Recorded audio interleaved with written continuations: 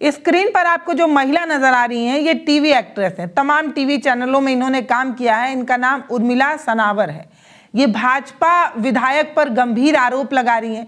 कह रही हैं कि सत्ता पार्टी से जुड़े होने के बावजूद भी इन्हें इंसाफ नहीं मिल रहा है। पुलिस वालों को ये बार बार शिकायत देती हैं लेकिन कोई इनकी सुनता नहीं है। ये 4 सालों से शारीरिक और मानसिक शोषण का शिकार हो रही हैं। इन्हें परेशान किया जा रहा है और परेशान करने वाला कौन है? भाजपा का विधायक है।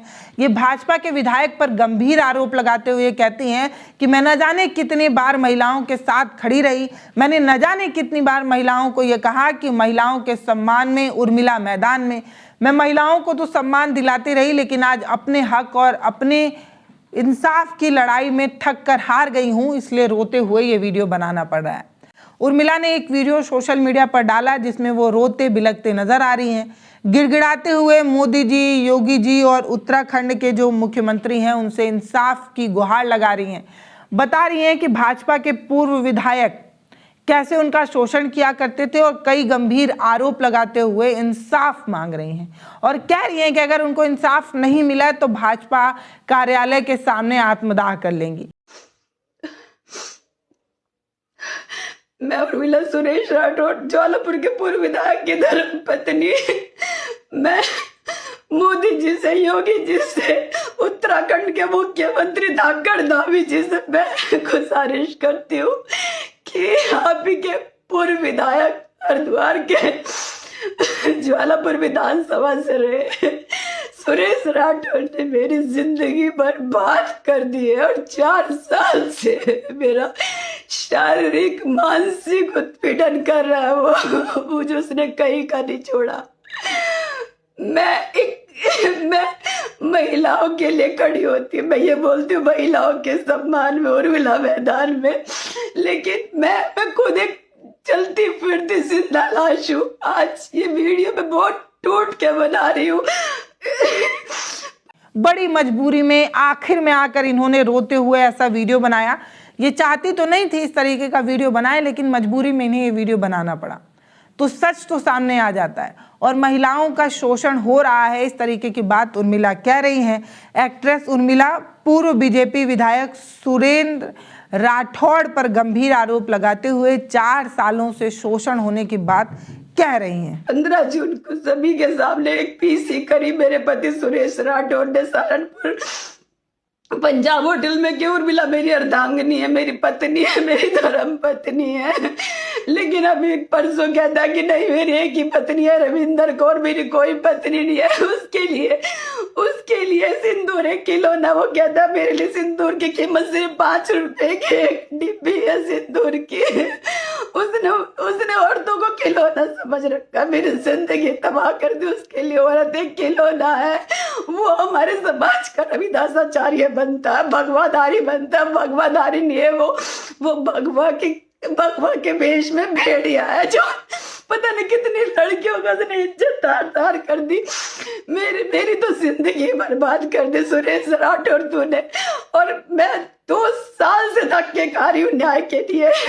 उर्मिला रोते हुए, हाथ जोड़ते हुए प्रधानमंत्री नरेंद्र मोदी, उत्तर प्रदेश के मुख्यमंत्री योगी आदित्यनाथ और उत्तराखंड के मुख्यमंत्री पुष्कर सिंह धामी से न्याय की गुहार लगाते हुए कहती हैं कि आप अगर अपनी ही पार्टी के तमाम लोगों को, अपने ही कार्यकर्ताओं को, अपने ही पार्टी से जुड़ी महिलाओं को सम्मान नहीं दिला पाएंगे तो और लोगों का क्या खाक दिला पाएंगे।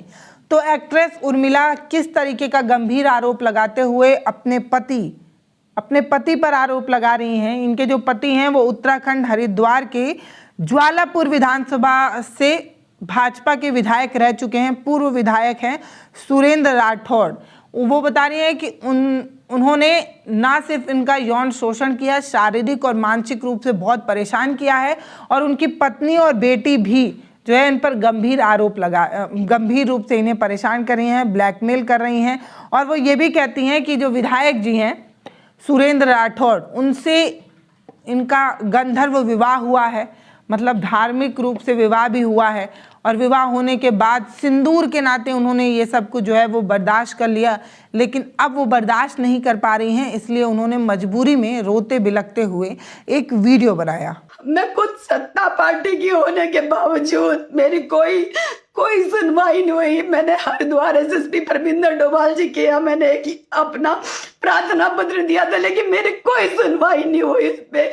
और इसकी बेटी की, कभी इसकी रविंदर कौर की, कभी सुरेश राठौर की, कभी ब्लैकमेलिंग, कभी कुछ, मेरी जिंदगी इन्होंने तबाह कर दी।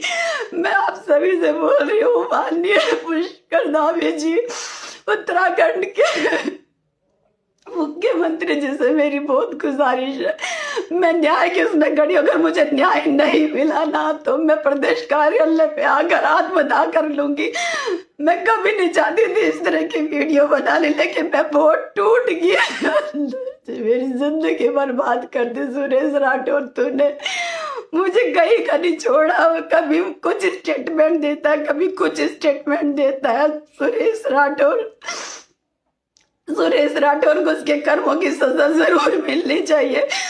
जो इस तरह से इसने एक औरत की जिंदगी तबाह कर दी, ना मुझे काम का छोड़ा, ना कहीं का छोड़ा, मेरे शारीरिक मानसिक हर तरह से इसने शोषण किया है। कभी कहता मुंबई का फ्लैट मेरे नाम कर दे, कभी कुछ कहता, रोज अलग अलग चीजें हमसे बोलता है, रोज अलग अलग स्टेटमेंट बदलता है। इस आदमी का कोई भरोसा नहीं है। और हाँ, मुझे ये भी कहता कि मैं तुझे तिल तिल करके मारूंगा, तिल तिल करके मारूंगा उर्मिला। और अगर तूने ज्वालापुर में तूने पैर रखा, हरिद्वार में, तो मैं तेरे किसी भी तरह से हत्या करवा दूंगा अगर तू वहां पे आई। मैं इतनी डिप्रेशन में हूँ, मैं कभी नहीं चाहती थी मैं सब बोलूं। दुनिया के सामने हम हमारे से गले लग के फोटो खिंचवाता है, ऐसे दिखाता जैसे पता नहीं कितना प्यार करते, लेकिन मैं अंदर खाने क्या झेल रही हूँ मेरा दिल जानता है, मेरी आत्मा जानती है। फिलहाल ये जो पूरा मामला है वो कितना सुलझा हुआ है, कितना उलझा हुआ है, ये कहा नहीं जा सकता।